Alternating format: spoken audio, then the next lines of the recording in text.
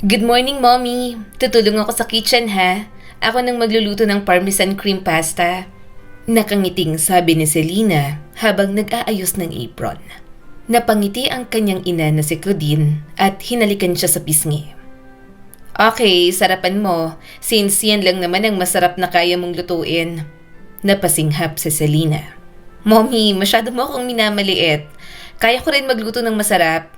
Pero mas masarap ka lang magluto ng mga ulam, so ipapaubaya ko na po sa'yo. Tumawa lang naman ang kanyang ina. Para kay Selena Marquez, mahalaga ang December. Sa buwan kasing yon, pinipili ng maliit nilang pamilya na iwan ang mga ginagawa at magkaroon ng bonding. Sa tuwing sasapit ang ganoong panahon, pakiramdam na Selena ay buo ang mundo niya. Kahit silang tatlo lang, masaya pa rin naman. Pero hindi ibig sabihin na dahil tatlo sila, wala na silang ibang pamilya. Maraming kapatid ang mami niya, kaya minsan nakakasama niya rin ang mga pinsan. Lumaki siyang naniniwalang maswerte siya. Isang anak lang, walang kaagaw sa atensyon, walang inggitan, walang sigawan sa hapagkainan.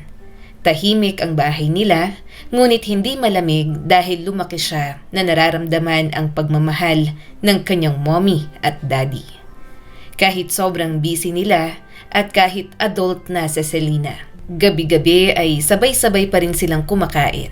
Ang ama niyang si Richard palaging nakaupo sa dulo ng mesa. Seryoso ang mukha pero sobrang sweet sa kanila ng kanyang mommy. Ang ina niya naman na si Claudine, ganoon din. Pero mas mahinahon at mas understanding sa mga bagay-bagay. Narinig niya ang boses ng daddy niyang si Richard. Ano yan? Mukhang sinisipag ang anak ko sa kusina, ah. Himala, wala ka sa labas. Party, shopping, ano ko ba to? O chef ng 5-star hotel? Napairap si Selena pero hindi niya napigilan ang ngiti. Good morning din sa'yo, Daddy. Trip mo na naman akong asarin. Parmesan cream pasta ang dish ko today. Huwag mong maliitin ha. Masarap to. Lumapit si Richard sa likod niya. Sinilip ang kawali saka umiling. Sigurado ka bang hindi sunog yan? Mukhang binaha mo lang sa gatas, anak. Daddy? Reklamo agad ni Selena. Hindi pa nga luto eh. Judgmental mo po talaga. Tumawa si Claudine habang nag-aayos ng plato sa kabilang counter. Richard, tigilan mo ang anak mo. Baka maiyak yan. Hindi iyak yan. Sagot ng kanyang ama na may ngising mapang-asar. Matapang to. Mana sa akin. Mana sa'yo? Daddy, ang kapal po talaga ng muka. Mabilis na sagot ni Selena. Napahalakhak ang kanyang mga magulang. Ganoon siya pinalaki. May respeto pero parang mga kaibigan niya lang din ang mga ito. Madalas niyang kaasaran at hindi siya kailanman nakaramdam ng pressure. Kaya batid niya sa kanyang sarili na pinalaki siya ng maayos ng mga ito. Malaki ang tiwala sa kanya kaya hindi niya sinisira. Para sa kanya ay perpekto ang mga magulang niya. Kaya nagsisikap siyang maging perpektong anak para sa mga ito. Napahalakhak ang kanyang ina. Kayo talaga, umaga pa lang nag-aaway na kayo. Lumapit si Richard sa mesa at kumuha ng maliit na kutsara. Bago pa man siya makapigil, isinausaw nito ang kutsara sa sauce at tinikman. Nanlaki ang mata ni Selena. Daddy, hindi pa yan tapos. Pagkatapos ay sasabihin mo na hindi masarap. Ngumanga ang ama niya at kunwari ay nag-iisip. Medyo maalat. Hindi maalat? Depensa niya. Wala pa yung lasa, Daddy. Sinungaling ka po talaga. Hindi ko pa po yan nalalagyan ng asin. Tumawa ulit si Richard. Joke lang. Masarap yan for sure kapag natimplahan mo na. Pero syempre, mas masarap pa rin ang luto ng mommy mo. Napangiti si Claudine. Nang bola na naman. Mahinang tumawa si Selena habang hinahalo ang pasta. May mga ganoong umaga na parang walang nagbabago. Na parang bata pa rin siya. Na parang ligtas palagi ang mundo sa piling ng kanyang mga magulang. Nang matapos ang pagluluto, inayos nila ang mesa kasama ang mga kasambahay. 3 plato, 3 baso at 3 upuan. Simple ang lahat pero may bigat sa puso ni Selena. Habang kumakain, hindi pa rin tumitigil ang ama niya sa pangaasar. So anak, Kailan ka magdadala ng bisita rito? Katulad ng mga ganitong klaseng okasyon. Napatingin si Selena sa ama. Anong bisita? You mean boyfriend? Richard? Saway ni Claudine pero may ngiti sa labi. Ano? Inosenteng sagot ng ama niya. Normal lang naman magtanong. Ilang taon na yan eh. Umiling si Selena at uminom ng tubig. Wala po.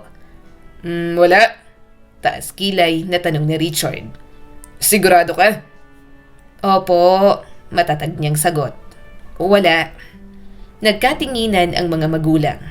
22 na siya at wala namang kaso kung maaga siyang mag-asawa. Pero sa tingin ni Selena, masyado pa rin yung maaga para i-consider niya na magseseryoso sa buhay pagdating sa pagpili ng partner. Baka busy lang Richard, hindi naman kailangang madaliin, nakangiting sabi ng kanyang ina na si Claudine. She's my baby. Parang ayoko pang pakawalan sa isang lalaki ang nag-iisang anak natin. Hindi ko minamadali. Depensa ng ama niya. Nagtatanong lang ako. Curious ako, syempre. Gusto ko rin namang makilala kung may boyfriend na yan. Wala pa namang boyfriend si Selena. Matagal na rin at hindi niya priority. Pero kung may darating, hindi niya rin naman sinasara ang kanyang puso tungkol doon. Tumawa si Claudine.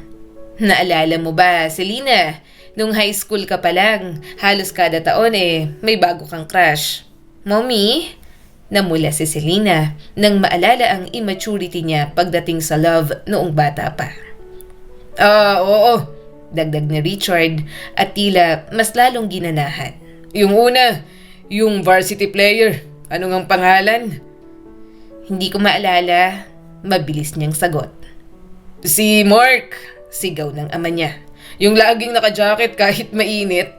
Napailing si Selena. High school lang yun, Daddy.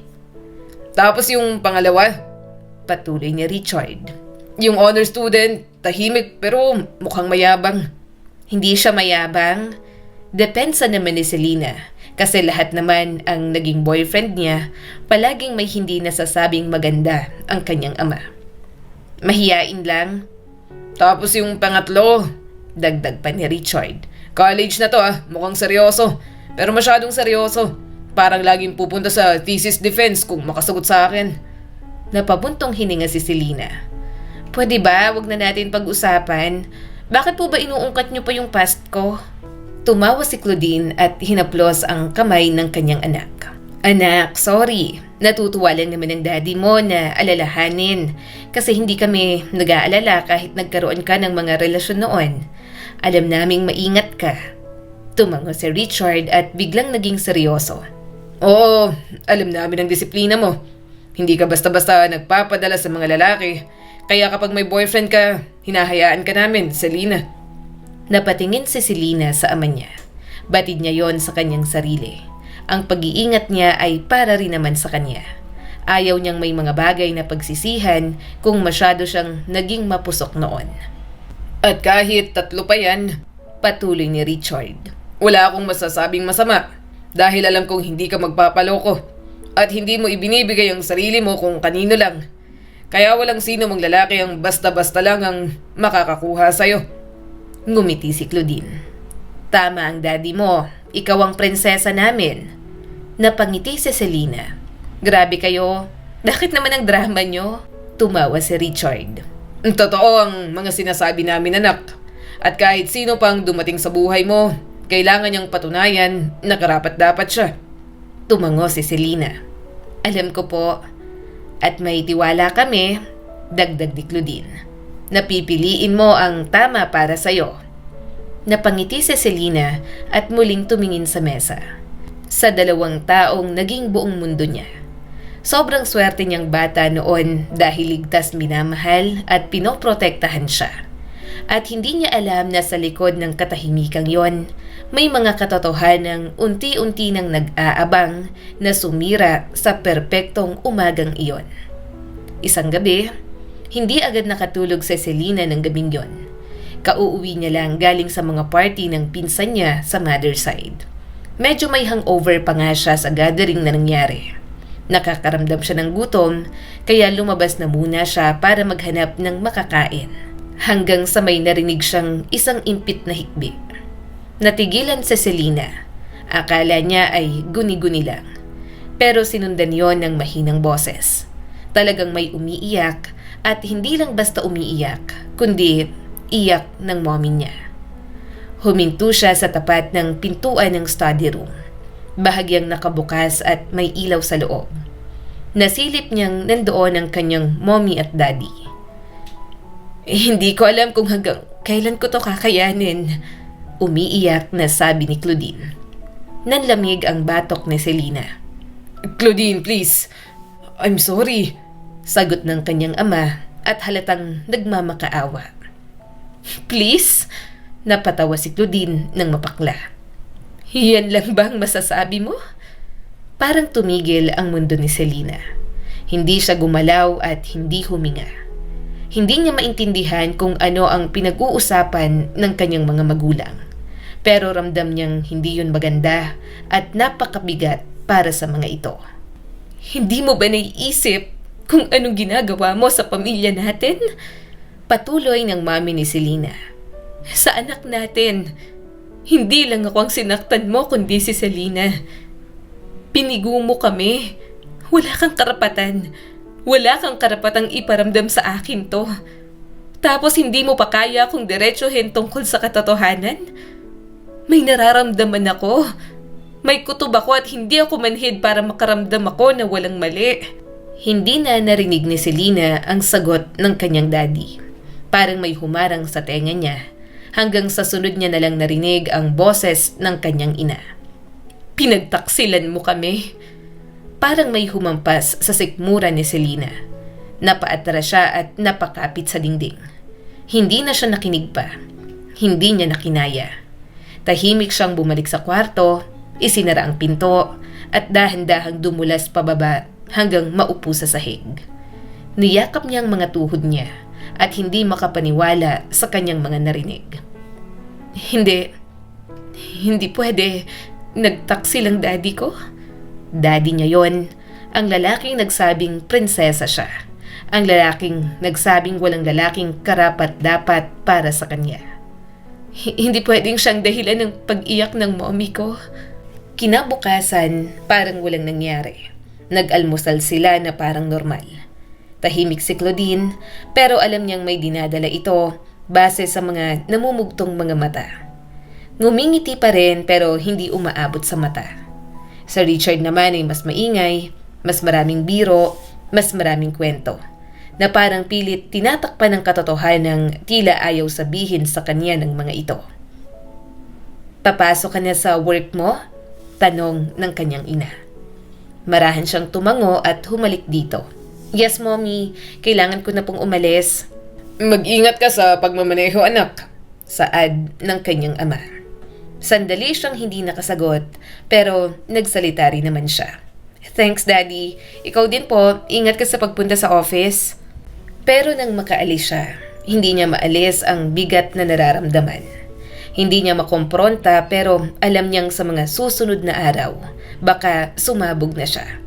Halata namang nagpapanggap ang mga magulang niya na okay lang ang lahat. Isang hapon, naiwan si Selena sa sala. Uminom ng tubig ang ama niya at iniwan ang cellphone sa mesa. Nakabukas pang screen. Hindi siya ang klase ng tao na nangingialam ng gamit ng iba. Hindi niya planong silipin, pero nang magliwanag ang screen dahil sa bagong notification, napatingin siya. Tiningnan niya ang mga message doon pero wala siyang makita. Hanggang sa aksidente siyang napunta sa gallery. Nakita niya ang isang litrato. Hindi niya agad naintindihan ang nakita niya. Kailangan pa ng ilang segundo bago pumasok sa isip niya ang kahulugan. Nandoon ang ama niyang si Richard, nakatayo sa isang lugar na hindi pamilyar. Nakangiti ito katabi ang isang babaeng bata pa na halos kaedad niya. Magkalapit ang mga ito at ang kamay ng kanyang ama ay nasa likod ng babae. Nanlamig ang buong katawan ni Selena. Eto ba ang kabit niya? Kinuha niyang cellphone at pinasa sa kanyang picture na yon. Parang nasusuka si Selena. Kung yun man ang kabit ng daddy niya, hindi niya yun matatanggap. Hindi niya kayang tanggapin na kayang pumatol na Richard sa babaeng halos anak na nito. Pinagtaksilan niya si mommy. Ibinaba ni Selena ang cellphone na parang napaso. Nanginginig ang kanyang kamay. Gusto niyang sumigaw, gusto niyang magbasag ng gamit. Gusto niyang harapin ang ama niya at itanong kung paano nito nagawa iyon. Pero pagtingin niya sa kusina, nakita niya ang ina na nakaupo, nakatingin sa labas ng bintana. Hawak ang tasa ng kape na hindi nito iniinom. Hindi talaga confrontational ang kanyang ina na si Claudine. "Mommy," mahinang tawag ni Selena. Napatingin si Claudine at pilit na ngumiti. "Anak, okay ka lang po ba?" Tanong niya kahit alam niya na ang sagot. Tumango ang kanyang ina. "Pagod lang." Niyakap niya ng mahigpit si Claudine. "I love you, Mommy. Sana alam mo palagi na I am always with you. Kahit anong mangyari, kakampi mo ko. So kung may problema ka, just tell me, okay?" Dinaan ni Claudine sa tawa yon. "Anak, I love you too. Huwag kang mag-alala sa akin. Alam kong hindi kami open ang daddy mo sa mga problema namin, pero alam ko rin na hindi ka manhid para hindi ka makaramdam. So thank you sa hindi pagtatanong at pagrespeto sa space namin ng daddy mo. Don't worry, magiging okay ako, magiging okay kami." Alam ni Selena na kasinungalingan yon at mas masakit na alam niyang pinipili ng ina niya na manahimik, na hindi lumaban, na hindi alamin ang lahat. Nalunukin ng sakit para manatiling buo ang imahe ng pamilya nila. Dahil sa nakuhang picture, madali siyang nagkaroon ng information sa pinaghihinalaan niyang kabit ng kanyang daddy. Para na siyang mababaliw sa kakaisip. Hindi niya kayang mag-isa. Gusto niyang may makinig sa mga hinaing niya. Kaya next niya ang iisang taong alam niya na hindi siya huhusgahan. Ang pinsan niyang si Mara na best friend na rin. "Grabe ka," bungad ni Mara habang umuupo. "Ang seryoso ng text mo, akala ko may namatay." Napangiti si Selena ng pilit. "Pakiramdam ko nga may namatay sa loob ko dahil sa nangyayari sa family ko ngayon." Anong nangyari?" Mahinang tanong ni Mara na biglang naging seryoso. Huminga ng malalim si Selena. "May sasabihin ako sa'yo, pero kailangan mong mangako na hindi mo sasabihin kahit kanino Kahit sa mga ibang pinsan natin, ikaw lang ang pinagkakatiwalaan ko, Mara. Gusto ko lang talagang ibahagi sa'yo kasi ang bigat-bigat na sa dibdib ko." "Selena, pamilya kita. Makakaasa ka sa akin." Hinawakan nito ang kanyang kamay. At doon, bumigay ang tinik na matagal niya nang kinikimkim. Kinuwento niya ang lahat. Ang bawat pag-iyak ng mommy niya, ang pakiramdam niya na nagtataksil ang kanyang ama. Ang litrato sa cellphone ni Richard, ang unti-unting pananahimik ni Claudine sa mga bagay na dapat ay pinag-uusapan. Habang nagsasalita si Selena, nanginginig ang boses niya. Paminsan-minsan, humihinto siya para huminga at para pigilan ang luha. Tahimik lang naman na nakinig si Mara. Hindi sumingit, hindi umalma, at talagang nakikinig lang. Nang matapos si Selena, matagal na katahimikan ang sumunod sa pagitan nilang dalawa. Niyakap na lang siya ni Mara. "I'm sorry, ganyan na palang pinagdadaanan mo." Pinunasan ni Selena ang mga luha. "Sigurado akong may ginagawang kataksilan si Daddy. Pero hindi ako sigurado sa buong katotohanan. Hindi ako sure kung kabit niya bang Rihanna na yon. May kutob lang si Mommy na may ibang babae si Daddy. Pero itong si Daddy, pinoprotektahan naman ng babae. Pakiramdam ko, ayaw niyang malaman namin. Kasi baka kung anong gawin ni Mommy sa kabit niya. Nakakainis. Tingin yata niyo kay Mommy, mga away. Mabait naman ang Mommy ko pero ako hindi. Baka ako pang mang-away sa babaeng yon, kaya huwag silang magpapahuli sa akin." "May pangalan ba? Alam mo ba kung sino?" Tanong ni Mara. Tumango si Selena. Inilabas niyang cellphone at iniabot sa pinsan niya. Binuksan niyang social media profile nito. "Rihanna Castro," binasa ni Mara. "Career woman na pala. Mukhang maayos Bakit siya kakabit kay Tito Richard? Exactly my point. Kaya hindi ko rin maintindihan kung bakit makikipagrelasyon siya sa daddy ko. Mahina ngunit may pait na sabi ni Selena. Iniscroll ni Mara ang profile. Nandoon ang mga litrato sa events, conferences at gala dinners. Laging maayos ang bihis. Laging may ngiti at may mukha na walang bahid na gagawa ng iskandalo. May mga mutuals kayo? Tanong ni Mara. Lucas Herrera? Close friend niya to? Wait, si Lucas Herrera, yung big time? Old rich? Eto siguro yung babaeng sinasabing close ni Lucas. As in close. Sinasabi ng mga tao, rumored girlfriend ni Lucas ang babaeng to. Kung hindi ako nagkakamali, magkakilala sila since bata pa. Oo, yan din ang narinig ko, base sa mga napagtanungan ko. Sagot ni Selena. Parang silang golden pair, kaya alam mo kung anong mas nakakagalit? Wala sa itsura niyang pagiging kabit. Mukha siyang disente. Mukha siyang malinis. May mga ganyan naman palang mga lalaking naliling sa kanya. Bakit siya papatol sa daddy ko? Alam kong mas mayaman ang daddy ko, pero pamilyado siya. Napabuntong hininga si Mara. Minsan, yan ang pinakamapanganib sa mga babae. Hindi rin talaga natin malaman kung anong tumatakbo sa utak niya. Tumitig si Selena sa screen. Gusto kong ilabas. Gusto kong i-post. Gusto kong ipamukha sa mundo kung sino siya. Pero hindi ako bababa sa ganung level. Hindi ko isusuko ang class ko para sa babae ng daddy ko. Napatingin si Mara sa kanya ng seryoso. So, anong plano mo? Hindi agad nakasagot si Selena. Hindi niya rin talaga alam kung ano ang kanyang gagawin. Galit ang nararamdaman niya. Pero hindi siya ang klase ng tao na magpapadalos-dalos at magpapadala sa emosyon. Gusto niyang makaganti, pero pag-iisipan niya ng mabuti. Napayuko si Selena. Gusto ko ng hustisya. Gusto kong gumanti at gusto kong malaman lahat ng parte ng kwento ng pagtataksil nila. Gusto kong malaman mula sa umpisa para alam ko kung paano sila gigibain. Hindi ako magpapadala sa galit lang. Gusto ko ng ebidensya. Gusto ko ng katotohanan. At kapag nakuha mo, tanong ni Mara. Tumigas ang panga ni Selena.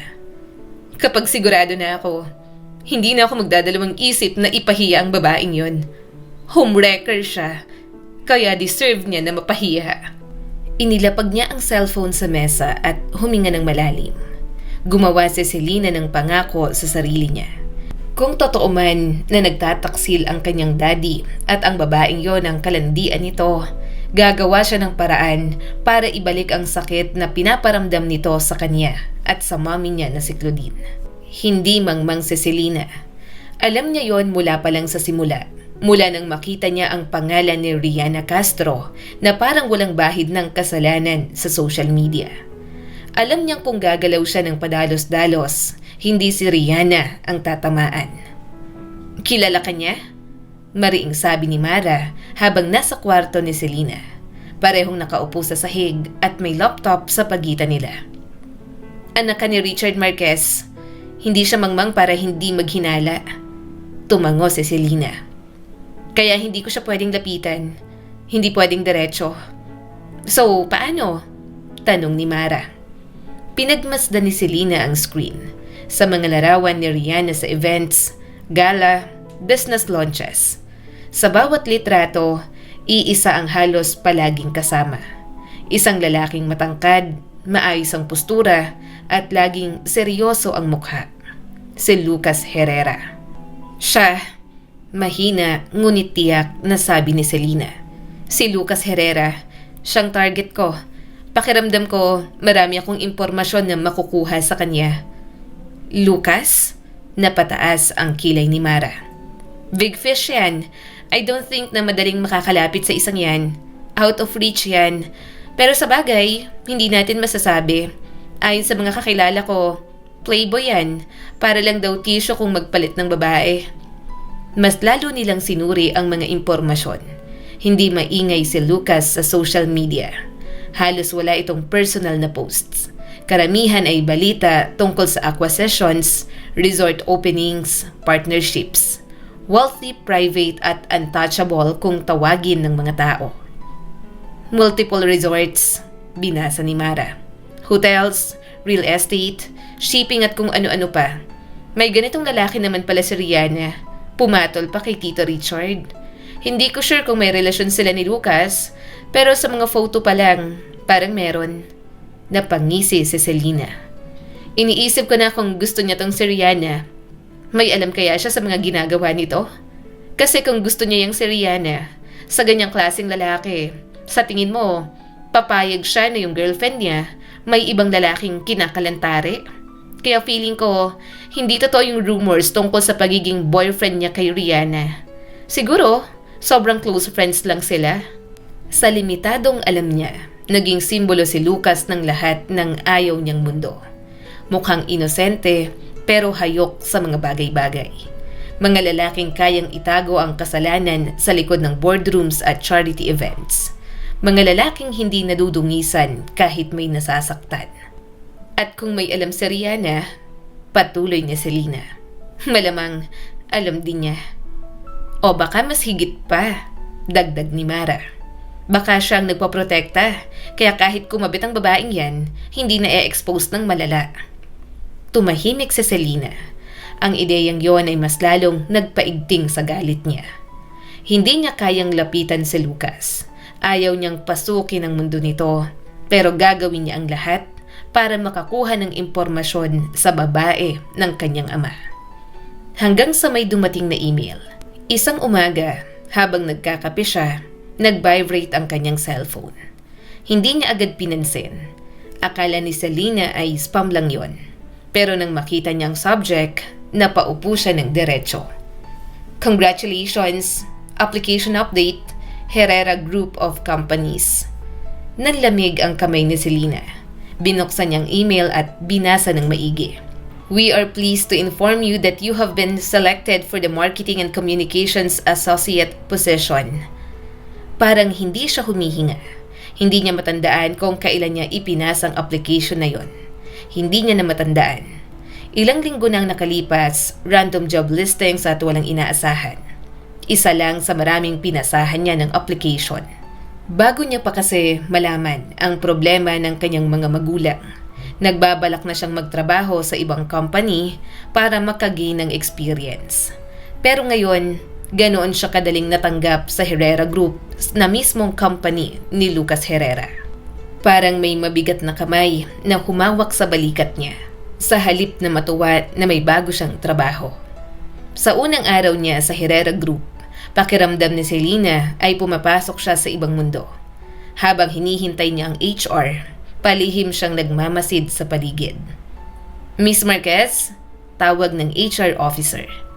Tumayo si Selena at tuwid ang likod. Yes? Sa loob ng conference room, ipinaliwanag ang trabaho niya. Marketing, communications at malayo sa operations. Naisip niya na masyado yung malayo kay Lucas Herrera. O yon ang akala niya. May mga pagkakataon, sabi ng HR, na makikipag-coordinate kayo directly sa office of Mr. Herrera. Hindi madalas pero possible. Tumango si Selena na parang normal lang. Pero sa loob-loob niya, may bumubulong na yun. Hindi niya pa alam kung paano. Hindi niya alam kung kailan, pero malinaw na may gagawin siya at hindi niya aatrasan yon. Pero akala niya handa na siya. Nakaplanong mabuti ang kilos, maingat ang salita, at kalmado ang mukha.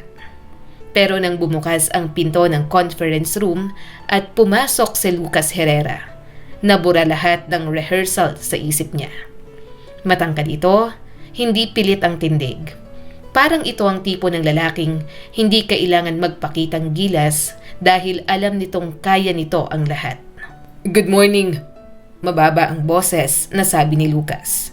Tumayo ang lahat at nag-uunahang bumati. Good morning, sir. Nakatayo rin sa Selena, tahimik at tuwid ang likod. Pinilit niyang huwag titigan ang lalaki, pero ramdam niya na may mga mata sa kanya.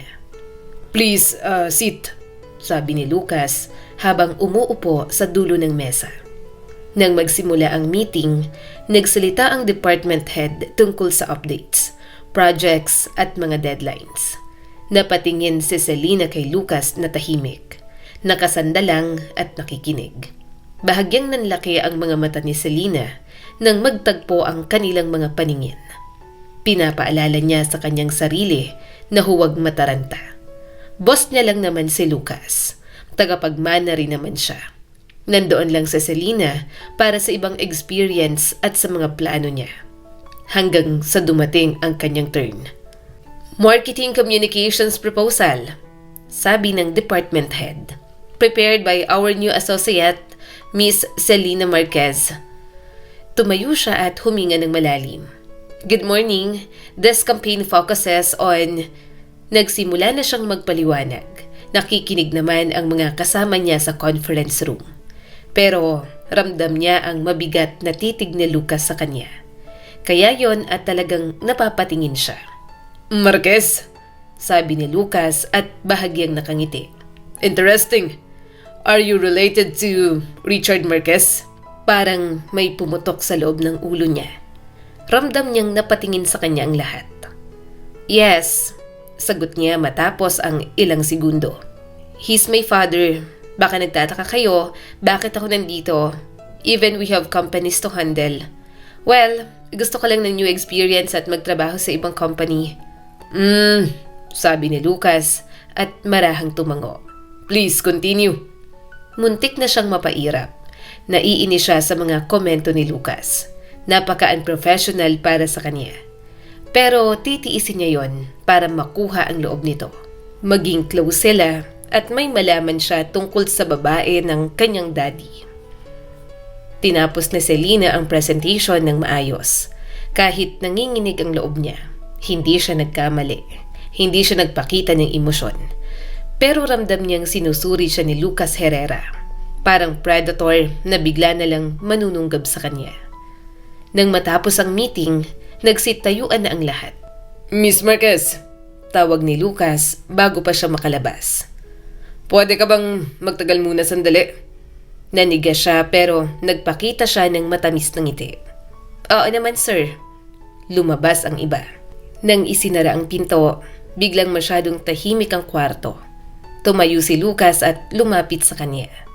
Medyo na-tense si Selena na agad napansin ito. Relax. Sabi nito at bahagyang natawa. Huwag kang kabahan sa akin. Hindi po ako kinakabahan. Sagot niya at pinilit pa rin na maging malambing ang boses. Total, unprofessional naman ang isang Lucas Herrera. Papakitaan niya rin ito ng unprofessionalism. Ngumiti si Lucas sa kanya. Good. Kasi ayokong kinakabahan ng magagaling kong empleyado. Tingin ko pa lang sa'yo. Alam kong marami ka nang makakontribute under my management. Sana nga po. Pero may kailangan po ba kayo, sir? Diretso niyang tanong. Tumigil ito sa harap niya. Hindi sobrang lapit, pero sapat para maramdaman niya ang presensya nito. May lunch ka na ba? Nanlaki ang mata niya. Sir? Lunch. Ulit ni Lucas at kaswal pa ang tono na para bang hindi empleyado ang turing sa kanya. I'm inviting you. Sandaling natigilan si Selena at tinitigan ang binata. Mukhang playboy nga yata ang isang Lucas Herrera. Pati ang pleasure sinasama sa trabaho. Nandoon sa Selena para makipaglapit pero hindi ibig sabihin na agad siyang bibigay. Ipapakita niyang hindi siya madaling makuha para mabaliw ito sa kanya at mahawakan niya sa leeg. Malakas ang pakiramdam ni Selena na may alam si Lucas. Alam nito ang larong gusto niya. Kaya makikipaglaro siya at ang maunang sumuko, siya ang talo sa kanila. Napangiti siya kahit na parang gusto niya na itong sapakin. No, thank you. I have my meal plan. Strict ako sa diet ko. Ngumiti ito at bahagyang tumawa. Straightforward ka pala. Gusto ko ang personality mo. Gusto pa kitang makilala. Ako rin naman, sir. Pero mas gusto kong panatilihing professional ang mga bagay-bagay. Mariing sabi ni Selena. Kung wala na po, babalik na ako sa desk ko. Tumango si Lucas. Tiningnan ang mga mata niya bago bumaba sa mga labi. Okay. Pwede ka nang umalis. Paglabas niya ng conference room, doon lang niya napansin na mahigpit ang kapit niya sa folder. Nanginginig ang kanyang kamay sa kalandian ng lalaking yon. Ang kapal ng mukha ng isang yon. Mukhang playboy nga talaga. Hindi titigil hanggat hindi nakukuha ang babaeng natipuhan. Ano akala niya sa akin? Totoong papatol sa kanya? Bulong niya sa sarili habang naglalakad. Hindi niya maikakaila. Charming at confident ang binata. At nakakairita sa paraang hindi niya maipaliwanag. Mapanganib si Lucas. Ramdam niya yon sa paraan ng tingin nito. Sa paraan ng pagtawag sa pangalan niya. Sa paraan ng pagtatanong tungkol sa ama niya na parang may alam na. Hindi siya naniniwala sa pagkakataon at sa sandaling yon, sigurado siya sa isang bagay. Si Lucas Herrera ay hindi inosente. Kung bahagi ito ng kasinungalingan na pumatay sa katahimikan ng kanyang pamilya, sisiguraduhin ni Selena na ito rin ang magiging daan para mabunyag ang lahat ng tungkol kay Rihanna. Ang mga plano niya, kahit hindi na siya kumilos, napapadali dahil sa kalandian ni Lucas. Ito na mismo ang gumagawa ng paraan para magkalapit sila. Okay po, maayos niyang sagot na parang wala lang nang bigyan siya ng assignments. Kailan ang alis? Bahagyang tumaas ang sulok ng labi ni Lucas. Tomorrow morning. 3 buwan lang naman. Marketing audit at on-site coordination sa isa sa mga flagship resort natin. Nandun din ako, pero susunod ako pagkatapos ng mga dapat kong gawin. Mauna ka na lang. Nang makarating sa resort, napahinga ng malalim si Selena. Pagkababa pa lang niya ng sasakyan, sinalubong na siya ng malamig na simoy ng dagat. Perpektong tanawin at mga empleyadong nakangiti. Welcome to Herrera Cove, Miss Marquez, sabi ng resort manager. Darating po si Mr. Herrera mamayang hapon. Tumango si Selena. Salamat. Sa unang oras, pagkatapos niyang ilapag ang mga gamit, nagtrabaho na siya agad. Tiningnan ang branding placements, tinanong ang staff at nag-notes. Pinilit niyang maging empleyado lang na ginagawa ng maayos ang trabaho. Hanggang sa makita niya ang isang babae. Nakatayo ito sa malayo at malapit sa infinity pool. Nakaputing dress lang ito. Simpleng-simple pero halatang mamahalin ang mga gamit. May buhok na maayos ang bagsak. So, eto si Rihanna Castro? Mahinang usal ni Selena. Nanikip ang dibdib niya. Parang gusto niya na itong sugudin, pero pinigilan niya lamang ang kanyang sarili. At hindi pa man lubusang nakakabawi si Selena, may naramdaman siyang presensya sa tabi niya. Hindi ba't maganda? Tanong ni Lucas na bigla na lang sumulpot. Magandang resort, malamig niyang sagot. Tumawa si Lucas ng bahagya. Habang tinititigan ito, hindi na siya nakapagpigil. Paano kang related kay Rihanna Castro, sir? Tanong ni Selena ng diretsyo at tinukoy si Rihanna. Sumeryoso ang mukha nito at halatang hindi nagustuhan ang tinanong niya. Akala niya ay hindi ito sasagot, pero nagulat siya nang bigla itong tumugon. Business associate lang. Muntik na namang mapairap si Rihanna. Hindi pa sila nakakalayo nang biglang lumingon si Rihanna at nagtagpo ang mga mata nila ni Selena. Tiningnan siya nito na parang wala lang. Lumapit pa nga at may dalang wine glass. Lucas, hindi mo ba ako ipapakilala sa kasama mo? Ngumiti si Lucas. Rihanna, this is Selena. Isa sa mga empleyado na itinalaga ko rito sa resort. Rihanna, ito si Selena. One of my childhood friends at business associate ko na rin. Naglahad ng kamay si Rihanna at mukha itong sweet na babae sa lahat. Nice to meet you. Inabot nito ang kamay. Tinanggap yun ni Selena kahit kumukulo na ang dugo niya rito. Nice to meet you too.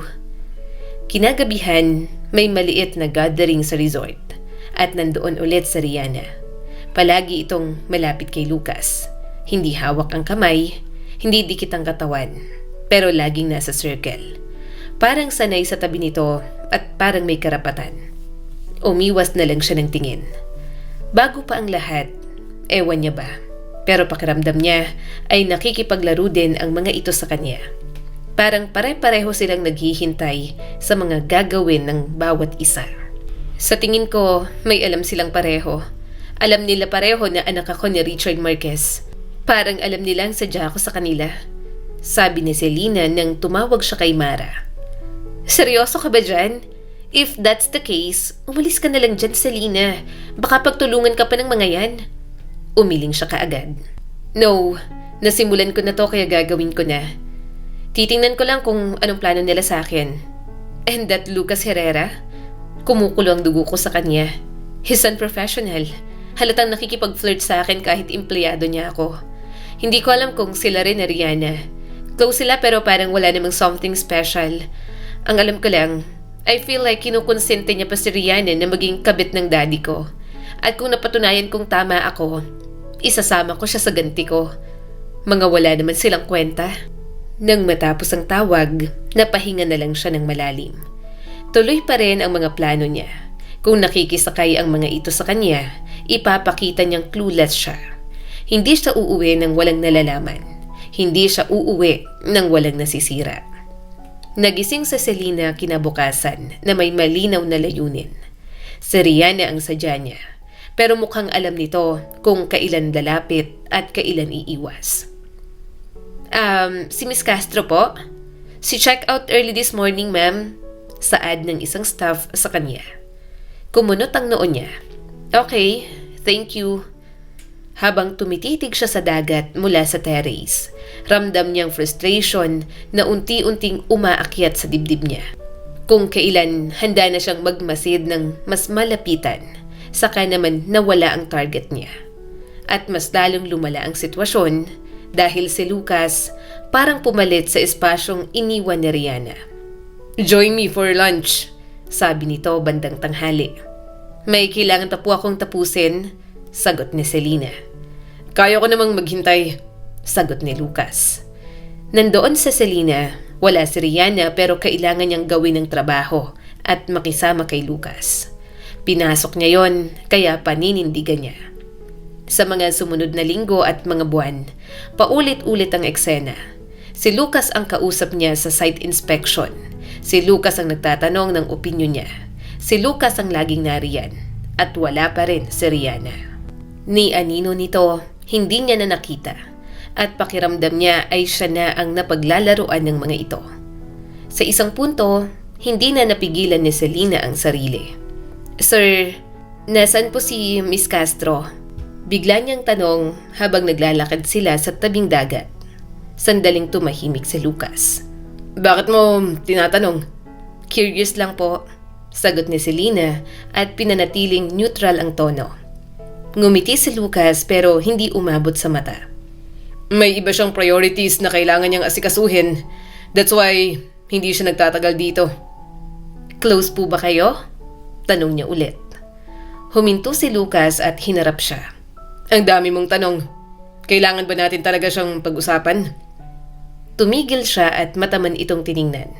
Pakiramdam ni Selena na sasagot lang ito sa kanya kapag tumugon siya sa pakikipaglandian nito sa kanya. Pinapungay ni Selena ang mga mata. Alam ko na professional ang dapat ang ugnayan natin, pero hindi ako manhid para hindi maramdaman na nakikipag-flirt ka sa akin, sir. Napangisin naman si Lucas. Mabuti at alam mo at ramdam mo. Akala ko bato ka. Palagi mo kong binabara sa mga ginagawa ko. Binigyan niya ito ng isang ngiti at idinampi ang daliri sa polo nito. Gusto ko rin naman, sir. Pero mas gusto ko ng lalaking walang rumored girlfriend. Selosa pa naman ako. Biglang marahas na napalunok si Lucas. Muntik nang matawa si Selena. Mukhang mahina nga sa babae ang kanyang boss. Napailing na lang siya sa pagiging playboy nito. Hinding-hindi siya papatol sa babaero. Rihanna. Si Rihanna, kaibigan ko lang siya simula bata. Hindi ko siya girlfriend. Mahinang sabi ni Lucas sa kanya. Tumaas ang mga kilay ni Selena at bahagyang umatras. Okay, kung yan ang sabi mo, hindi mo girlfriend si Rihanna, maniniwala ako. Muli itong napalunok at umiwas ng tingin. Pero nang makatalikod na si Selena, sobrang disappointment ang naramdaman niya. Alam niya namang nagsisinungaling ito. Baka gumagawa pa nga si Lucas ng paraan para protektahan si Rihanna mula sa kanya. Simula ng araw na yon, mas naging bulgar si Lucas sa intensyon nito sa kanya. Halata namang gusto lang siyang madala sa kama ng binata. Hindi niya na lang talaga siguro maintindihan ng lahat. Playboy ito pero mukhang may pagtingin ito kay Rihanna. Pwede ba yon sa isang tao? Na ma-involve sa ibang babae kahit may iba ng ginugusto. Pero sa bagay, ano pa bang ipagtataka niya? May mga lalaking pisikal lang ang habol sa isang babae kahit na may asawa o kasintahan na. Bukod doon, kung tama siya, maaring kinukonsente nga ni Lucas si Rihanna sa mga gusto nitong gawin. Isang umaga, may isa siyang simpleng meeting. Nasa conference lounge na sila habang tanaw ang dagat. Naroon ang ilang department heads kasama ang isang external consultant na si Andre. Isang lalaking halos kaedad ni Selena. Maayos manamit, magalang at may uri ng confidence na hindi mayabang. Habang nagpapaliwanag si Selena tungkol sa preliminary findings niya, nakatuon ang lahat sa kanya. Based on the guest feedback, there's a concern about... Habang nagpapaliwanag, panay ang papuri ni Andre sa kanya. Napapangiti na lang si Selena ng bahagya. Kung wala lang siyang ginagawang plano, baka nakipag-date na siya para magkaroon ng boyfriend. Siguradong pasok sa panlasa niya ang mga katulad ni Andre. Pero biglang nawala si Selena sa mga naiisip tungkol sa kanila ni Andre nang makita ang nakabusangot na mukha ni Lucas. Ang dami pang mga hindi kailangan na side comments kaya medyo nakaramdam siya ng inis. Is that so? Tanong ni Lucas sa kliyente nila na parang nanunuya. Nanlaki ang mga mata ni Selena. Talagang ginagamitan ng ganoong tono ang kanilang kliyente. Hindi man lang nag-iisip ang binata. Napailing na lang siya. Pagkatapos ng meeting, habang nag-aayos ng mga papeles ang lahat, lumapit si Andre kay Selena. By the way, kung may oras ka mamaya, baka pwede tayong... Selena! Biglang singit ni Lucas, hindi man lang tumingin kay Andre. Halika, kailangan kita rito. Napalingon sa Selena. Ngayon na? Yes, now. May kaunting pag-aalinlangan siyang tumingin kay Andre. Medyo nanghihinayang na hindi niya mapapaunlakan. Sayang at type niya pa naman ito. Sorry, may kailangan pa akong asikasuhin sa work eh. Sure, sagot ni Andre kahit halatang bitin. Maybe next time? Habang papalayo sila ni Lucas, naramdaman ni Selena ang init ng tingin nito. Necessary ba talaga yon? Tanong niya nang makalayo na sila. Ano? Tanong ni Lucas, kunwari ay inosente. Yung bigla mo akong kunin, paano kapag hindi natin nakuha ang kliyente na yon? Ikaw ang boss kaya dapat alam mo. Diretso niyang sabi. Huminto si Lucas at hinarap siya. Hindi siya kawalan. Marami pang pwedeng maging kliyente na mas bigatin kaysa sa kanya. Isa pa, hindi ko gusto yung paraan ng pagtingin niya sa'yo. Naiinis ako. Nanlaki ang mata ni Selena. Excuse me? Nakikipag-flirt siya sa'yo. At ikaw, ganun ka rin. Ang lagkit ng tingin mo. Bakit? Type mo? Iritadong saad ni Lucas. Umawang ang bibig ni Selena. Ginagamit niya lang si Lucas sa mga plano niya kay Rihanna. At nasa isip niya pa nga na baka aware ang binata sa motibo niya, kaya gusto rin na paglaruan siya. Subalit sa mga nakikita niyang reaksyon mula rito, parang hindi na yun laro kay Lucas. Bigla tuloy siyang natawa. Ayaw niyang isipin na seryoso ito sa kanya. Playboy si Lucas, matinik sa babae, at siguradong bibiktimahin lang siya. Kaya ayaw niyang maniwala sa reaksyon nito na parang nagsiselos sa pakikipaglandian niya kay Andre kanina.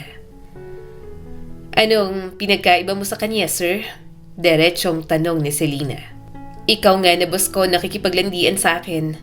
Anong pinagkaiba mo kay Sir Andre? Hindi nakasagot si Lucas.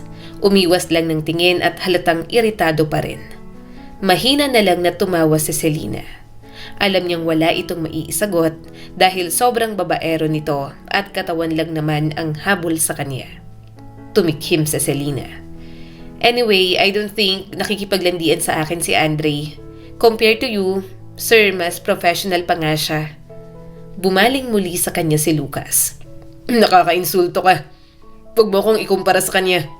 Alam ko ang pinagkaiba ng professional sa nalalandi ka. Nanlamig ang batok ni Selena. Okay lang. Buhay ko naman to, sir. Wala ka naman pong karapatan kahit boss kita sa kung sino ang dapat kong kausapin at dapat na hindi. Bahagya siyang nagulat nang lumapit si Lucas ng isang hakbang. Para bang gusto lang ipadama sa kanya ang presensya nito. Nakakaramdam na siya ng kaba, pero hindi na lamang pinapahalata. Ayaw niyang malaman nito na masyado siyang naaapektuhan sa paglapit nito. Tama ka. Sabi ni Lucas habang matamang nakatitig sa kanya. Wala akong karapatan. Pero hindi ibig sabihin na wala akong pakialam. At doon, sa kabila ng inis, may kung anong gumalaw sa loob ni Selena. Medyo nawala ang confidence niya kaya pinilit niyang umayos. Ayaw niya ng damdaming yon kaya gusto niya na agad alisin. Hindi lang yon ang unang beses. Sa mga lumipas na araw, napansin niya talaga ang pagiging seloso nito pagdating sa kanya. Para bang masyadong bumabakod at ayaw na makaporma ang ibang lalaki sa kanya. Baka naman nagugustuhan ka na niyan for real, saad ng pinsan niyang si Mara nang minsan siyang tumawag. Kasi kung selos na selos siya bago yan, ayon sa mga kakilala ko na may kilala dyan, playboy talaga yan. Walang naging girlfriend kasi nga puro fling lang lahat. Okay sa physical at satisfied ang mga naging babae pagkatapos. Pero never daw umulit. Never daw nagkaroon ng attachment sa ibang babae. Except kay Rihanna na mukhang special person para sa kanya. Bahagya siyang napairap para itago ang kirot na nararamdaman. Baka first love lang nilang isa't isa. Ewan ko sa kanila. Basta ang akin, malaman ko ang mga ginagawa ni Rihanna sa daddy ko. Naiinis na nga ako eh. Napabuntong hininga si Mara. Basta mag-ingat ka dyan kay Lucas. Babaero yan at madaling magpabilog ng ulo ng mga babae. Nang matapos ang tawag, huminga na lang siya ng malalim. Lumugok siya ng wine at tiningnan ang bintana. Hindi niya alam kung saan patungo ang ginagawa niya. Pero kung may malalaman siya tungkol kay Rihanna, gagamitin niya yun lahat para sirain ang mga ito. Subalit, hindi niya alam kung bakit may kirot. Parang ang sakit lang na malaman para sa kanya na may special person si Lucas. Na baka ito ang tipo ng lalaki na handang gawin ang lahat para kay Rihanna. Na kahit babaero ito, may isang babaeng magpapatinyo rito at si Rihanna lang yon. Isang gabi, may cocktail event ang resort. May mga investors, VIP guests at ilang lokal na opisyal. Kailangan nandoon si Selena bilang bahagi ng team. Suot niya ang isang simple pero eleganteng dress. Walang intensyon na makaagaw ng pansin, pero nang pumasok siya sa venue, maraming ulo ang napalingon. At si Lucas, nakita niyang parang natigilan.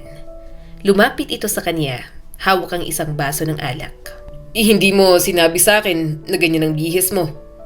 Tumaas ang kilay ni Selena. And, ang ganda mo, sabi ni Lucas at walang hiyang tumitig sa kanya. Mabuti sana kung ako lang ang nadidistract mo. Pero alam kong halos lahat napapatingin sa'yo. Bahagya niya na lang itong inirapan. Sinisimula na naman siyang landiin ni Lucas. Bago pa siya makasagot, may lumapit na isang guests. Isang foreign businessman na halatang sanay sa ganoong mga okasyon. Hello, sabi nito habang nakangiti. I'm Mark. You must be part of the management. Yes, sagot ni Selena. I'm Selena. Nag-usap sila ng ilang minuto, mga light conversation lang. Pero ramdam ni Selena ang presensya ni Lucas sa kanyang likuran. Parang aninong hindi umaalis at nakabusangot na lang palagi. Maya-maya, biglang sumingit si Lucas. Okay lang bang lahat dito? Tanong nito, isang kamay ay inilagay sa likod ni Selena, kaya napatingin doon si Mark. Your boyfriend? Tanong ni Mark. Umiling siya kaagad. May boss. Pero sino bang maniniwalang boss niya lang si Lucas? Kung makakapit sa bewang niya, kung umasta, parang may karapatan sa kanya. Gayunpaman, hinayaan niya na lang. Kasi kahit ayaw ng kalooban ni Selena, parang komportable pa rin siya sa mga hawak ng binata. Nang may lalapit pa sa kanya, mas lalong lumapit ang kanyang boss. Hinila siya ni Lucas palayo at parang ayaw na siyang ipakita sa mga tao roon. Lucas, bulong ni Selena pagkalayo nila. Ano bang ginagawa mo? Pinoprotektahan kung ano ang akin. Sagot nito nang hindi nag-iisip. Parang may sumabog sa dibdib ni Selena. Ano? Hindi mo ako pag-aari? Huminto si Lucas. Kita sa mukha nito ang pagkagulat na parang ngayon lang nito na-realize ang sinabi. Hindi ko... Huminga ito ng malalim. Okay, fine. I'm sorry. Ayoko lang na umaaligid sila sa'yo. Gusto lang nilang makuha ka at ayain ka sa mga villa nila. Natawa si Selena. At ikaw hindi? Since first day kahit empleyado mo ako, hinaharot mo na ako. Alam kong babaero ka, pero kung makapagsabi ka sa akin, parang hindi mo rin intensyon Hindi ko itatanggihan. Attracted ako sa'yo. Pero sorry. Parang kahit madala kita sa kama, hindi yun magiging sapat sa akin. Gusto kong makuha lahat sa'yo. Gusto ko, bawat parte mo, may karapatan ako. Umawang ang bibig ni Selena. Hindi niya alam kung tama ba ang nadidinig niya. Sobrang lakas ng tibok ng kanyang puso at ramdam niya ang tensyon sa pagitan nilang dalawa. Subalit, ayaw niyang maniwala roon. Pakiramdam niya pa nga ay ganoon ito kuhanin ang mga babae. Kaya may ibang nababaliw dito. Sa tingin mo, easy girl ako? Tanong ni Selena. Napalunok si Lucas. Hindi. Alam kong hindi. Kung madali ka, sana pumatol ka na sa pangaharot ko. Pero hindi, di ba? Humaharot ka pero iniiwan mo ako bigla. Nakaka-frustrate ka. Habang tumatagal, mas napapagtanto ko na gusto kitang kilalanin sa mas malalim pang paraan. Tinitigan ni Selena ang binata. Hindi niya alam kung ano ang totoo. Parang kaunti na lang, madadala na siya rito. Hindi niya nagugustuhan ang kahinaang ipinapakita ni Lucas sa kanya. Huminga ng malalim ang kanyang boss. Ayokong nakikita kang tinitingnan ng ibang lalaki ng ganun. Hindi ko kasalanan yon, sagot niya at medyo nanginginig ang boses. At lalong hindi ko responsibilidad ang selos na nararamdaman mo. Tama ka, saad ni Lucas. Pero hindi ko rin kayang magkunwari na wala akong nararamdaman. At doon, tuluyan siyang natigilan.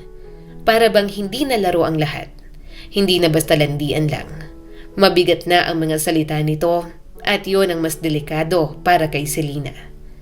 Pagbalik niya sa kwarto, halos hindi siya makatulog.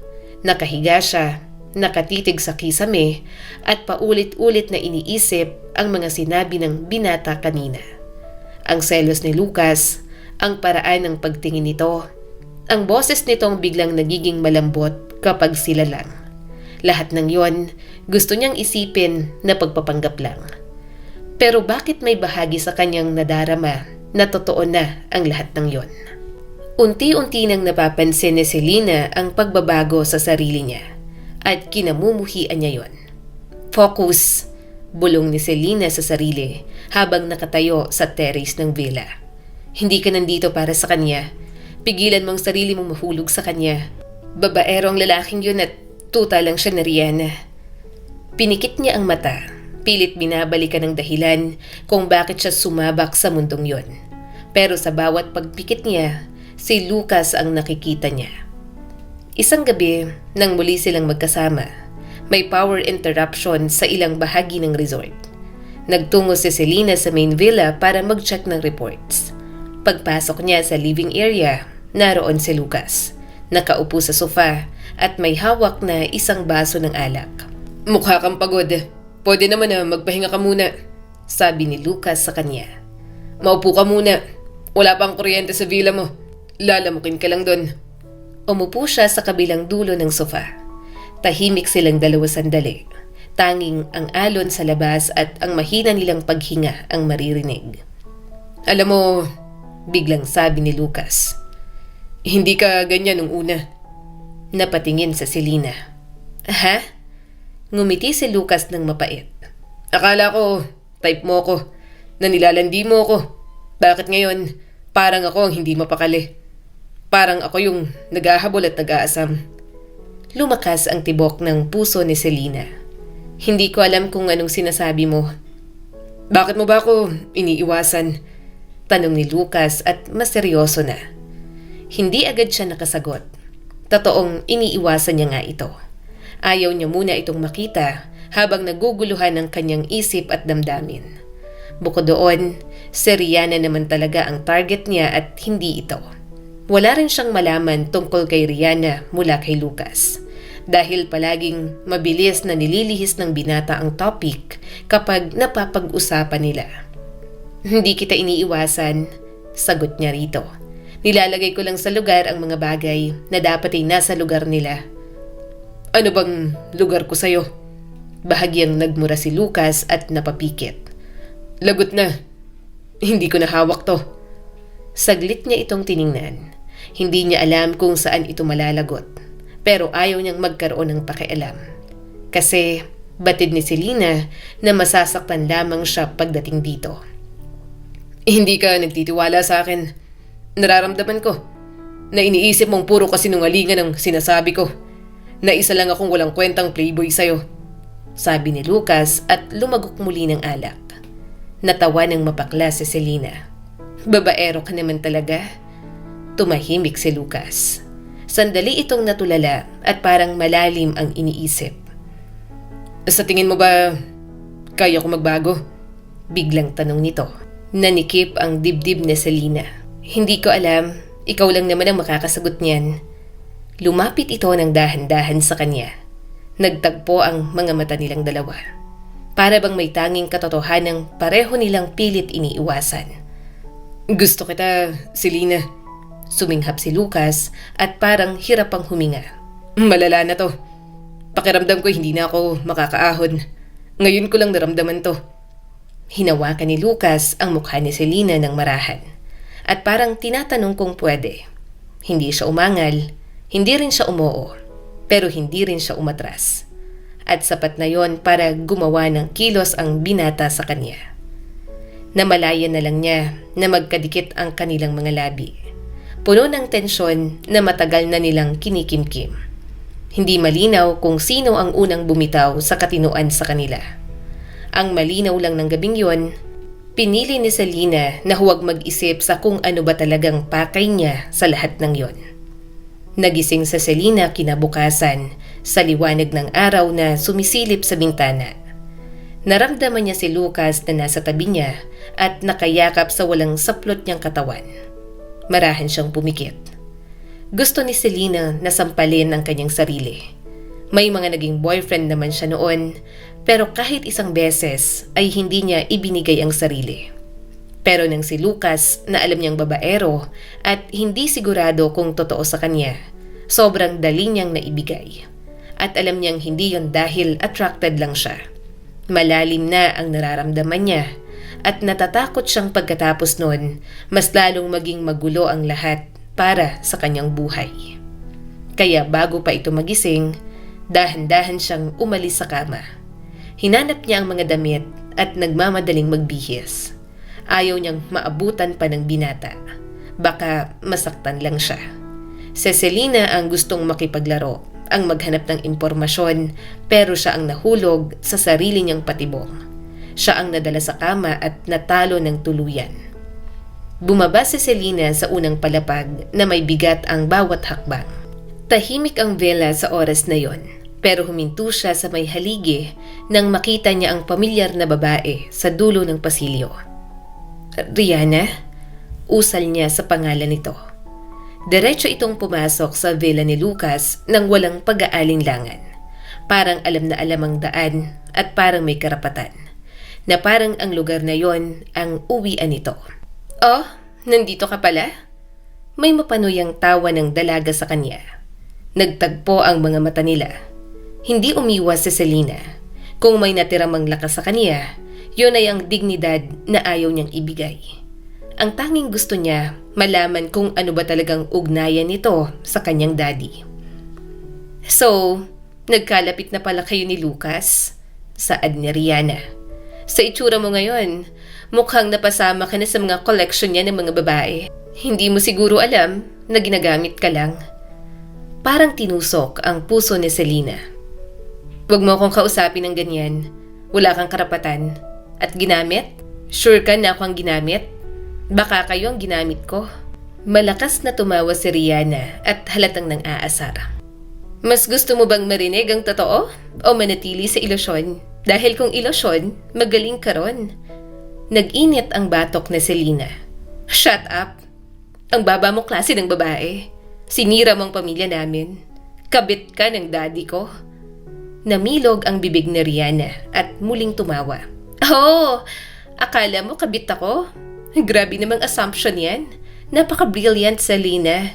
Grabe, nakakamangha. Tumawa pa si Rihanna. Nasabi na eh. May mga plano kang gawin to kasi kating-kati ka na makilala kung sino ako sa buhay niyong lahat. Yes, that's it. Gumawa ka ng effort para makilala ako. Kailangan malaman mo. Tandaan kung sino ako. Mas lalong nakaramdam ng galit si Selena.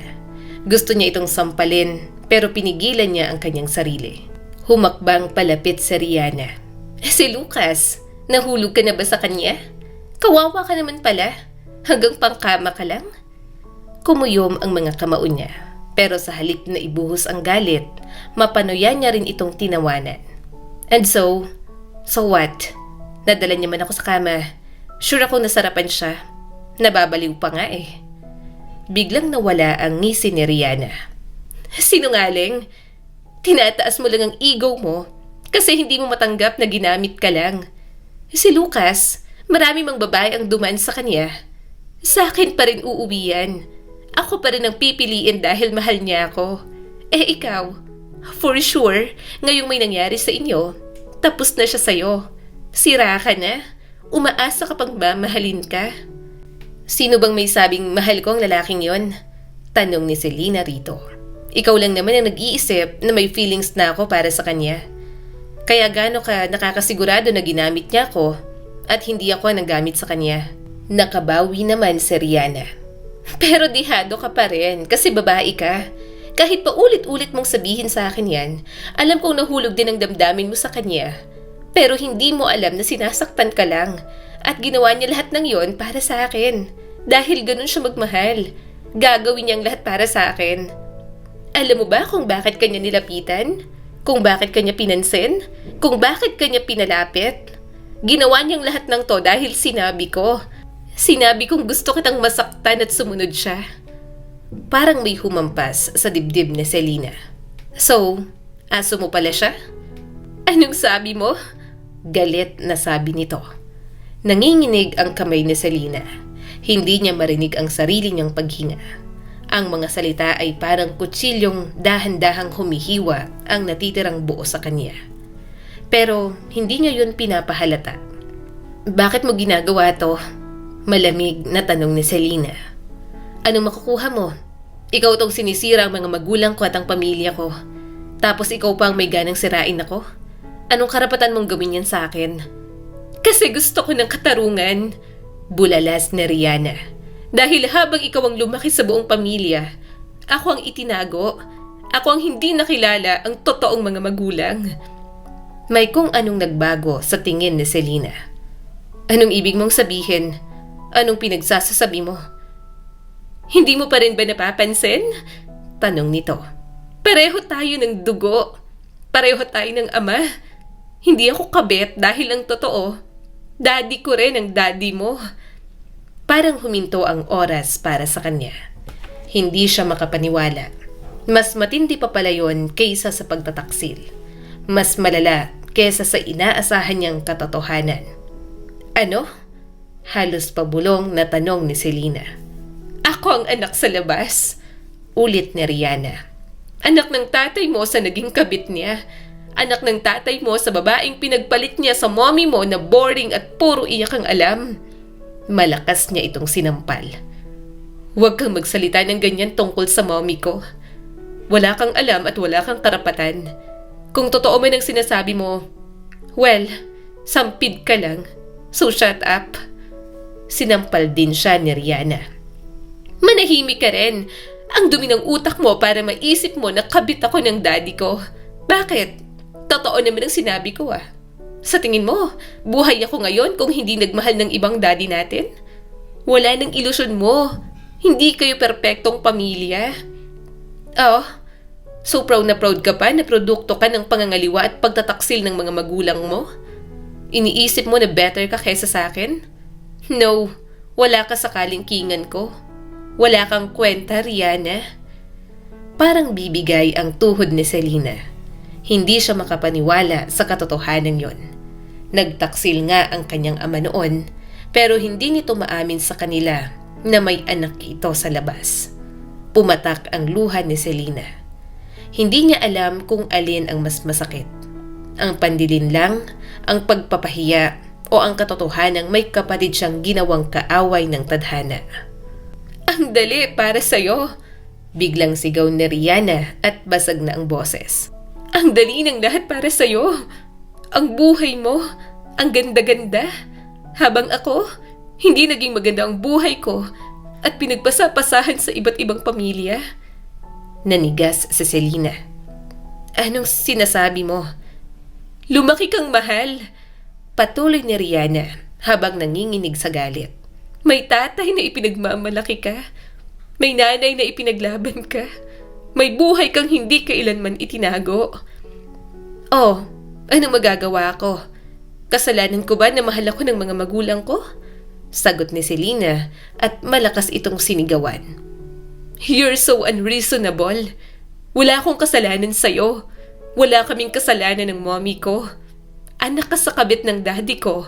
Pero kung makaasta ka, parang kami pang masama. Ni hindi nga namin alam ni mommy ang existence mo. At ngayon alam nyo na. Dapat alam ninyo. Sigaw na Rihanna. Dahil habang ikaw ang prinsesa, ako ang sikreto. Habang ikaw ang pinipili, ako ang itinatago. Sobrang unfair nyo sa aking lahat. Mas lumapit pa si Selena at dinuro ito. Hindi ko hiningi ang buhay mo. Kung ganyan ang naramdaman mo at naranasan mo, hindi yan sapat na dahilan para sirain ang pamilya ko at para magalit ka sa akin ng ganito. Alam mong tawag dyan? Inggit? Oo, mainggit ka. Kasi kami ang pamilya at ikaw na anak lang sa kabit. Anak man ako ng kabit. Deserve ko lahat ng natatanggap mo. Tinanggap mo ang lahat ng ipinagkait sa akin. Tumulo ang luha ni Selena sa galit. Oo, deserve mo bilang anak. Pero hindi ko deserve tong ginagawa mo sa akin. Kasi anak din ako. At deserve ko na lumaki ako sa mapagmahal at maayos na pamilya. Huwag mong isisi sa akin kung bakit sira ang buhay mo. Sinampal na naman siya ni Rihanna nang wala itong masabi. Hindi siya basta magpapatalo rito. Bago niya pa man namalayan, tumama naman ulit ang palad ni Selena sa pisngi ni Rihanna. Maya-maya ay bigla na itong sumugod. Nagkagulo na ang mga galaw nila. Itinulak ni Rihanna sa Selena, kaya napaatras siya at muntik nang matumba sa mesa. Bitiwan mo ko! Sigaw ni Selena. Hindi! Sagot naman ni Rihanna. Gustong gusto ko tong gawin sa'yo matagal na. Akala mo kung sino kang prinsesa sa buhay ninyo? Wala kang alam. Nag-agawan sila. Nagbabanggaan ang mga balikat. Naghilahan ng mga buhok. Ang mga salitang hindi na naiintindihan ay nagiging sigaw na. Ang galit na matagal na kinimkim ay naging pisikal na walang kontrol. Walang dignidad at puro sugat na lang. Tumigil kayo! Sigaw ni Lucas na nagmamadaling bumaba. Mabilis itong lumapit at pumagitna sa kanila. Hinila si Rihanna palayo kay Selena sa kahinarangan ng katawan nito. Tama na! Sigaw ni Lucas. Sa sandaling yon, parang nabaling ang lahat ng galit ni Selena sa iisang tao. Lumapit si Selena at buong lakas na sinampal si Lucas. Umalingaw-ngaw ang tunog na yon. Natigilan si Lucas, bahagyang napalingon ng ulo. Namula ang pisngi nito, pero mas masakit ang tingin ni Selena na puno ng pagkasuklam. Niloko mo ako, nanginginig niyang sabi. Ginamit mo ako. Selena, please. Bakas ang takot sa mukha ng binata. Teka lang, magpapaliwanag ako. Tumahimik ka. Sigaw niya rito. Lahat ng sinabi niya totoo, di ba? In the first place, alam ko na alam niyo kung bakit ako nandito at anong motibo ko. Pero sa halip na sabihin sa akin ng totoo, pinaglalaroan pa niyo akong dalawa. Alam kong una pa lang niloloko mo na ako. Pero hindi ko alam kung bakit umasa ako na baka sakaling totoo ang mga pinapakita mo sa akin. Nangilid ang mga luha ni Lucas. Selena, totoo yun. Oo, may mga hindi ako sinabi sa'yo. May mali sa simula pero totoo tong nararamdaman ko. Ano? Singit ni Rihanna. Lucas, anong sinasabi mo? Nagplano tayo sa kanya. Rihanna, tumahimik ka muna. Galit na sabi ni Lucas, pero nang bumaling sa kanya, halos magmakaawa na at gusto pa siyang hawakan. Hindi ko ginusto. Hindi niya napigilan ang sarili. Sinuntok ni Selena si Lucas sa mata. Isang suntok na dala ng hiya, galit at pusong winasak. Napaatras si Lucas, napahawak sa mata at napaungol sa sakit. Selena! Sigaw ni Rihanna. Anong ginawa mo? Paano kapag nabulag siya? Idedemanda kita. Matalim ang tingin ni Selena sa mga ito. Oh, edi demanda mo. Sabihin mo, nilabag ko ang Animal Welfare Act. Total, paiyak ka na. Sinaktan ko yung aso mo. Magsama kayo. Mas masahol pa sa hayop ang mga ugali nyo. Mabilis siyang naglakad papunta sa pinto. Pero pinigilan siya ni Lucas. Selena, please. Lumayo ka sa akin, mariing sabi ni Selena. Nanginginig na ang buo niyang katawan. Huwag mo na akong hahabulin. Huwag mo na akong kausapin. Please. Pakiusap ni Lucas at hindi na napigilan ang mga luha. Hayaan mong magpaliwanag ako. Wala kang karapatang magpaliwanag, sagot ni Selena. Sinira mo ang lahat. Ginamit niyo ako. Oo, ginamit kita para makakuha ng impormasyon sa kanya. Pero all this time, alam mo naman eh. Alam mo naman kung anong totoo. Pero hindi mo sinasabi sa akin.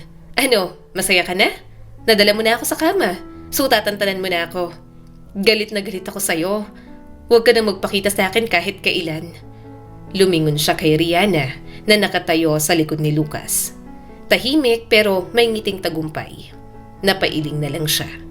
Hindi na matanggap na kapatid niya pala ito sa ama.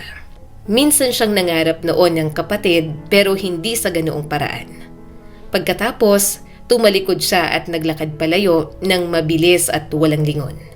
Sa likod niya, tinatawag ni Lucas ang pangalan niya na puno ng desperasyon. Selena, huwag kang umalis. Pero hindi siya huminto. Sa bawat hakbang, ramdam niya ang bigat ng lahat ng nalaman. Ang kapatid na itinago, ang lalaking minahal at nagkanulo, at ang buhay na biglang nabasag sa harap niya ng ganoon na lang. Hindi niya alam kung saan siya pupunta.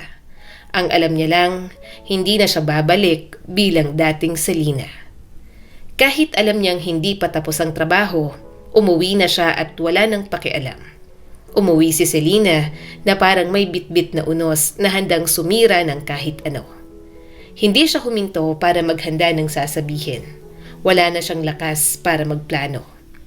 Pagbukas pa lang ng pinto ng bahay, naabutan niya roon ang ama na si Richard. Selena! Gulat na sabi nito nang makita ang itsura niya. Bakit? Gano'n na katagal? Putol ni Selena. Mababa pero nanginginig ang boses.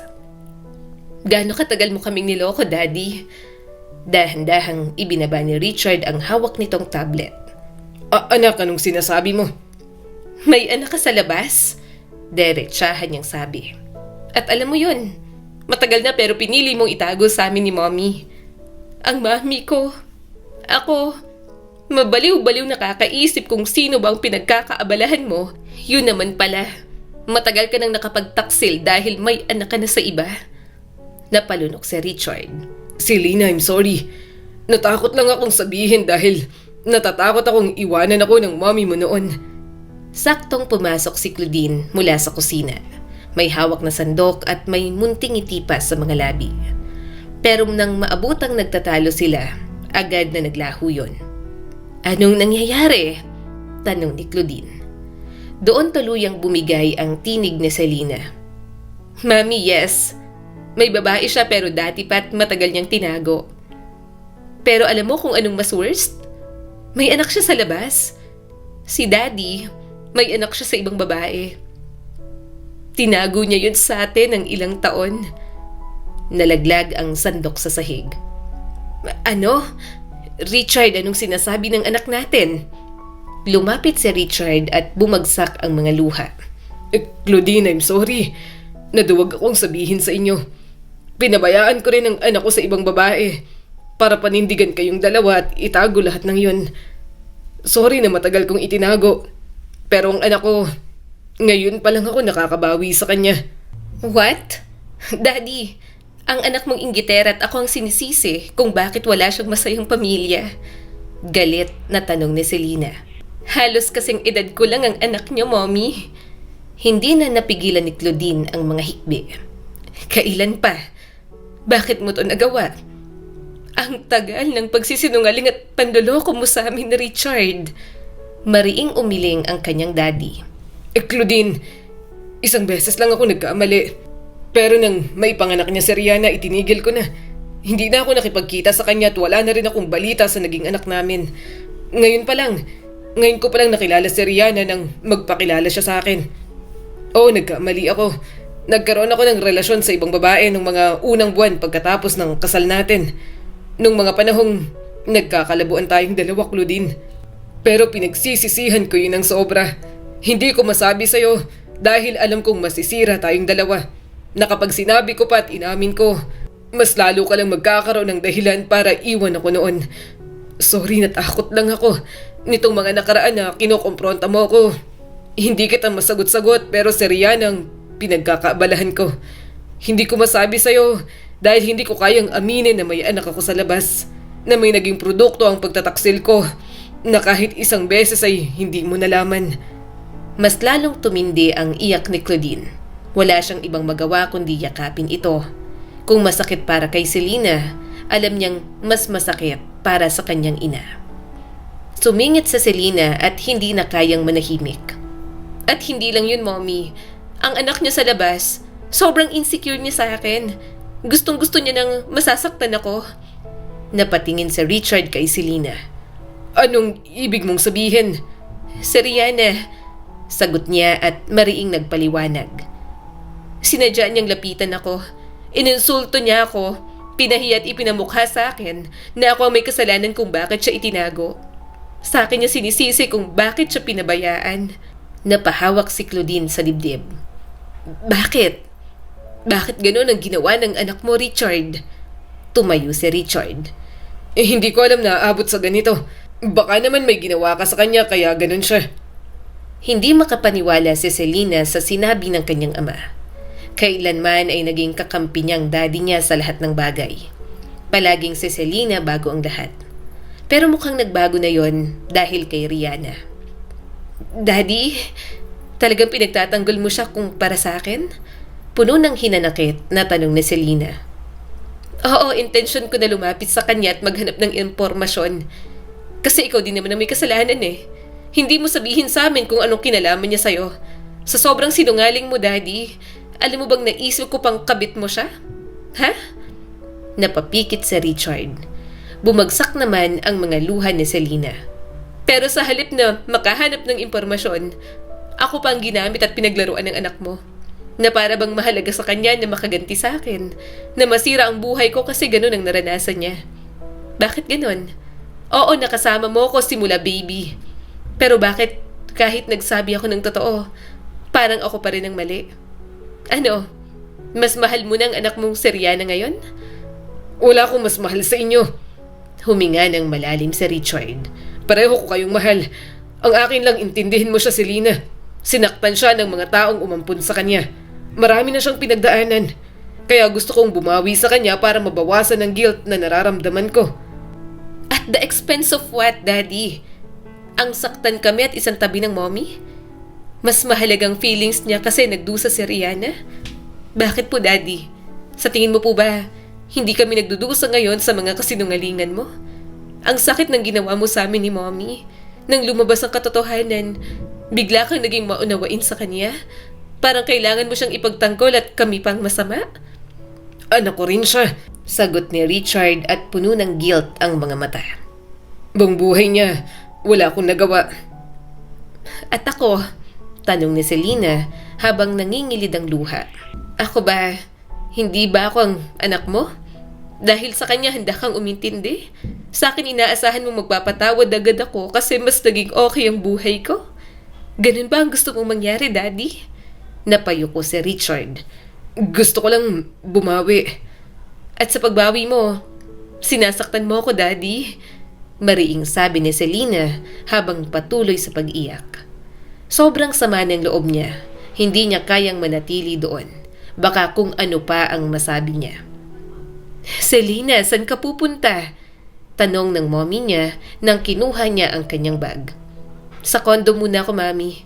Ayoko magstay dito. Sandali lang, sabi ni Claudine at hinawakan ang braso niya. Mag-usap muna tayo. Alam kong nagkaroon ka ng hinanakit sa daddy mo. Mommy, mahinahon ngunit matatag na sabi ni Selena. Gusto ko muna po ng peace. Hindi ko po kayang makinig ngayon. Nagagalit po ako sa lahat ng to.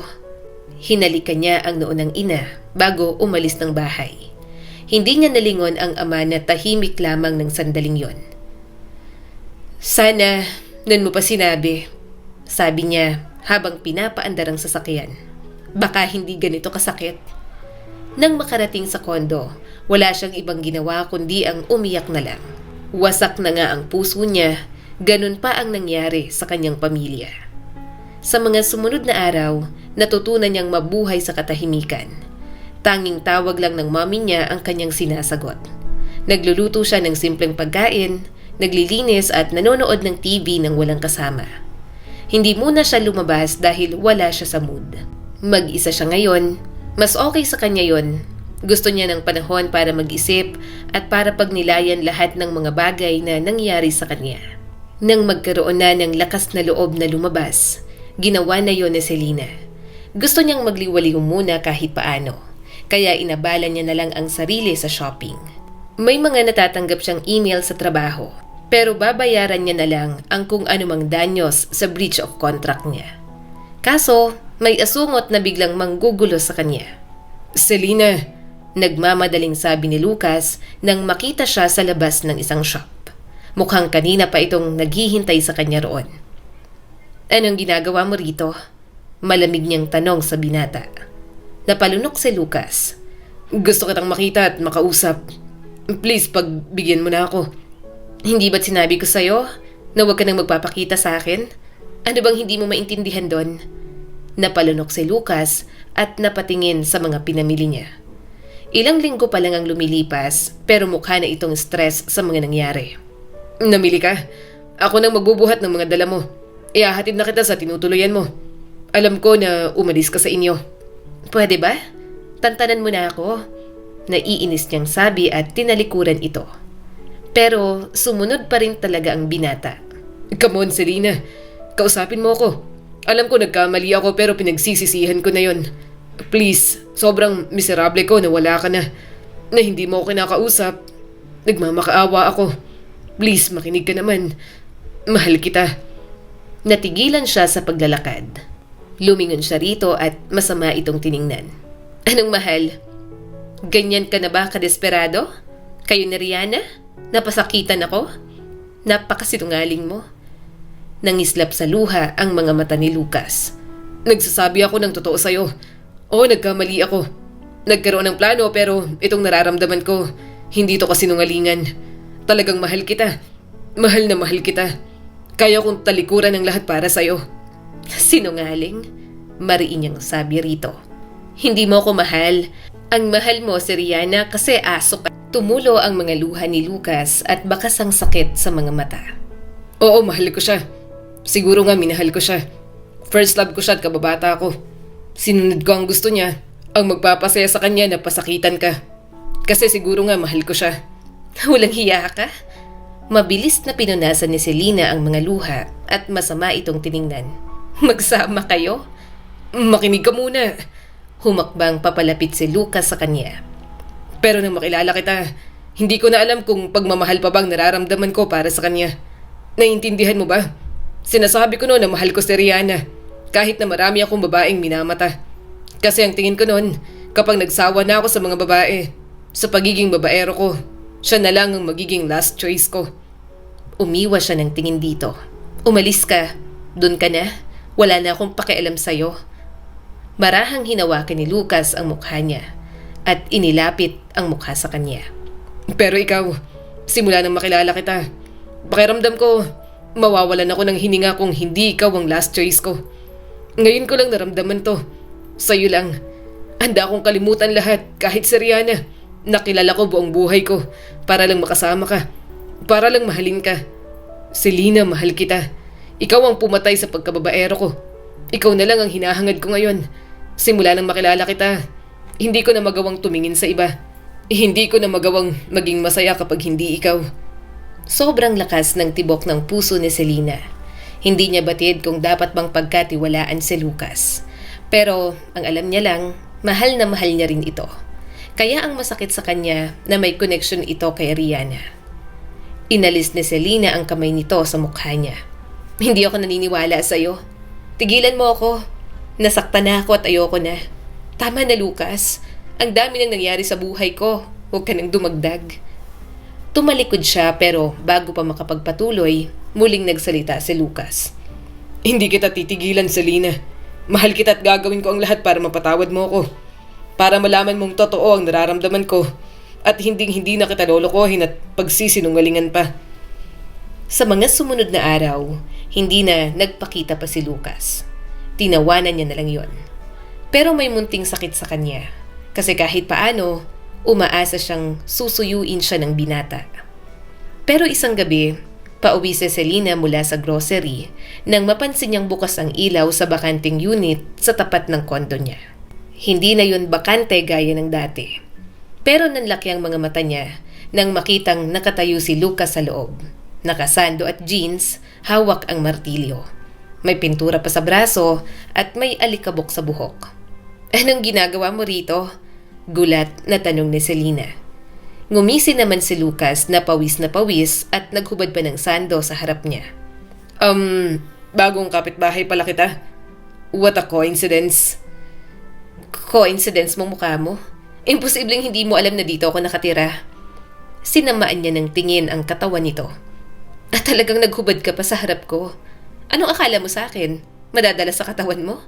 Kung bagong lipat ka rito at mag-aayos ka ng mga gamit mo dyan, magsarado ka ng pinto. Sumipo lang ang binata habang nangingiti. Itinuloy nito ang ginagawa. Napairap na lang siya at padabog na pumasok sa kanyang unit. Kinabukasan, nakasalubong niya si Lucas sa elevator. Good morning, beautiful. Napairap na lang si Selena. Ang mga maliliit na pangiistorbo ni Lucas dumadagdag ng dumadagdag sa bawat araw. Bigla na lang kakatok at magbibigay ng ulam. Sasabayan siya sa gym sa ibaba. Sasamahan siya sa grocery. Susundan pa siya kahit saan siya magpunta. Napapagod na siya sa kakasaway dito. Ano ba? Wala ka bang trabaho? Tanong ni Selena at medyo naiinis na. Tumaas ang mga kilay ni Lucas. Wala naman. Naka-leave ako para mabulabog ko yung babaeng mahal ko. Peki siyang tumawa. Ang corny mo? Umalis ka rito? Tinawanan lang siya ni Lucas habang tumatakbo sa treadmill.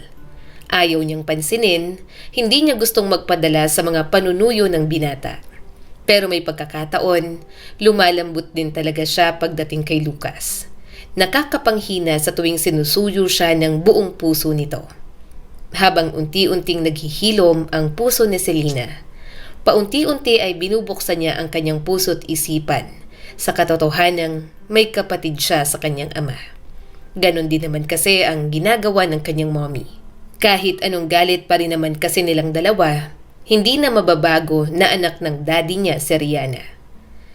Pero kung kailan handa na siyang maging bukas sa half-sister niya, saka naman ito hindi makisama. Isang gabi, magkakaroon sila ng dinner kasama si Rihanna. Si Lucas ang naghatid sa kanya roon dahil mapilit.